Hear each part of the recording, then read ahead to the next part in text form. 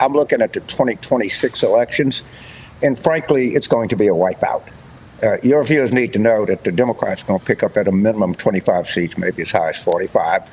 Wow. In all likelihood, the Democrats will carry the Senate. 25 to 45 seats, that's a bold prediction. These numbers have just completely flipped. This was such a strength for the President of the United States. The net approval rating on Trump's administration program to deport immigrants who are in the country illegally. It was plus 18 points at the beginning of his presidency, net approval rating. That is very, very positive. It was one of the most popular things in the Trump administration agenda. But now you come over to this side of the screen. Look at that. That's over a 25-point switcheroo in the negative direction. What's up, everybody? Major Retired Richard Ojeda here. And Donald Trump knows that this November is going to be brutal. And the MAGA minority is freaking out because they finally realize that they're losing, and losing badly.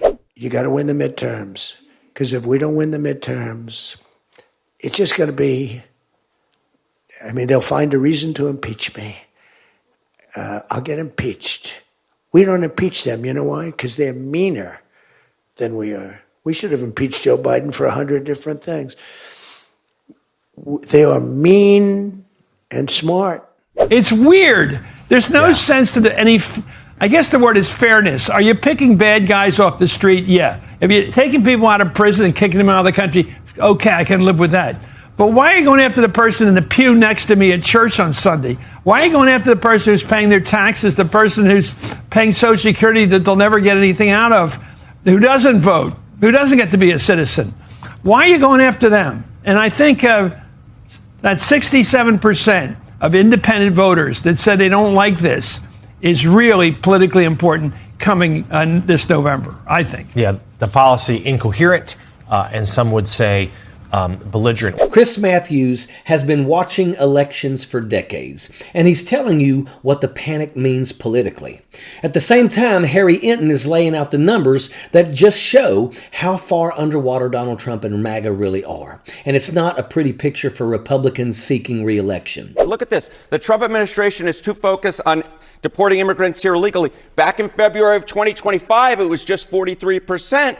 Now it is 53%. They think the Trump administration has taken their eye off the ball. They're focusing too much on this deportation program, compared to 74% who say that the Trump administration is not focusing enough on lowering prices. And that is a very dangerous thing, because that's the reason why the American people really elected Donald Trump, was to lower prices. And they think that he's taken his eye off the ball on that, and is in fact too focused on deporting those who are here illegally.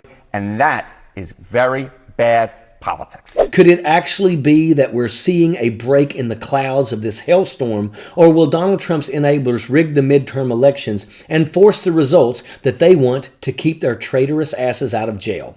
And this is what it really is all about. All of it. Every stunt, every lie, every bombing, every killing, every illegal incursion into Democratic cities, ICE brutalizing people across this country. It's all a distraction, every single bit of it.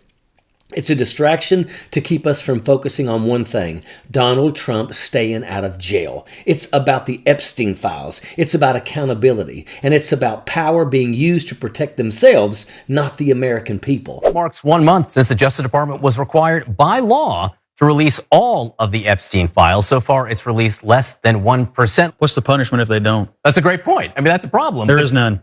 So here's the deal. I think they should release it. I think they should follow the law. I also have no idea how long it takes to prepare this many documents for this kind of release. Counselor may have some thoughts on that, but they should follow the law. But let's not get our knickers in a twist here. Let's not get our knickers in a twist over child rape. Why are you talking like that? It's insane. This is a vendetta. This is Donald Trump burning the country down to get back at anyone who ever laughed at him, at his stupid dances, his comb-over hair, his orange spray tan, his ugly suits, his disgusting eating habits. And what he's really running scared about is the release of the Epstein files, the abuse of children, and the propaganda machine he's using to cover it all up. That's what this is. There's an old saying, figures don't lie, but liars figure. And Harry Enten just laid out numbers that MAGA can't spin, can't scream away, and can't escape. We all remember Donald Trump's disastrous first term. There was so many lowlights. But if we're being honest, if we had to pick one of the many things that stood out, it was COVID. Over 1 million Americans died. People were told it was under control. People were told that it would disappear. People were told that it was an absolute hoax. They were told to take horse medicine, to shove black lights up their asses, to follow every conspiracy theory under the sun. People swallowed horse dewormer and destroyed their intestinal linings. Anti-vaxxers had a heyday spreading propaganda that got people killed. And while Americans were getting sick and dying, we all remember what was happening behind the scenes. PPP loans were being handed out like candy to people who didn't deserve them, while regular Americans paid the price with their jobs, their health, and in far too many cases, their lives. Donald Trump promised leadership. What we got was chaos. Now, fast forward to this disastrous second term, not even a year in, and MAGA has already gone from "don't tread on me" to "comply or die." He promised no new wars, cheaper groceries, a golden age. None of it happened. It's all bullshit, and the NRA failed to rise up against the tyranny. You can't deliver a golden age through distractions, bombings, illegal incursions, and violence against American people. So what do when they don't have answers? They rename things, like calling the Gulf of Mexico the Gulf of America.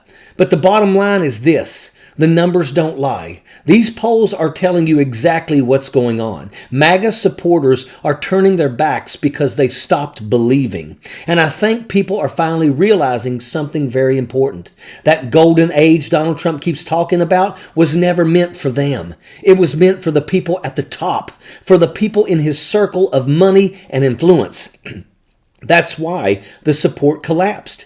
Not because of the so-called radical left-wing media, not because of Democrats, because Americans already lived through it and they've had enough. So now we know why the numbers collapsed. The next question is what that means politically.